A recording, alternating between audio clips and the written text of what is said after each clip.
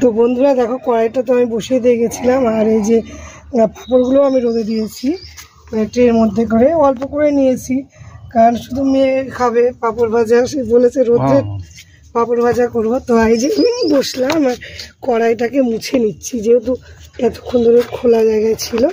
আর এই যে দেখো, আমি তেল রেখেছি, যে প্যাকেটের তেল, তো ফরচুনের তেল, এই যে সূর্যমুখীর তেল, এই যে তেলটা আমি দিয়ে দিলাম।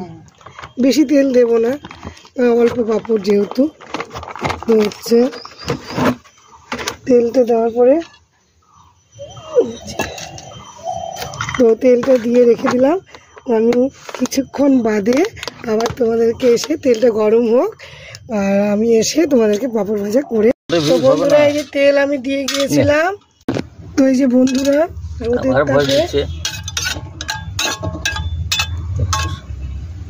পরে দিয়ে হয়।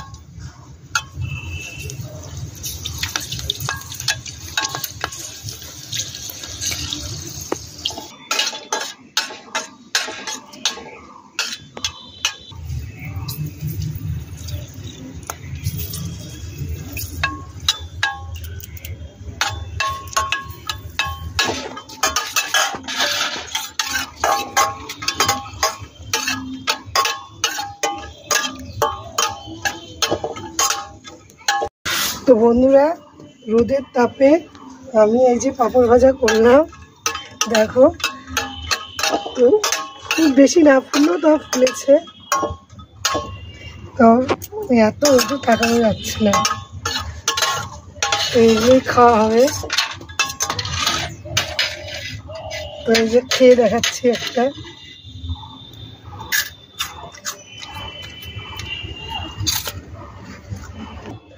তো তোমরাও রোদের তাপে এরকম স্টিলের কড়াই বসিয়ে দিয়ে গরম হলে পরে সেই কড়াইয়ে তেল দিয়ে আবার গরম করতে দিয়ে চলে যাবে।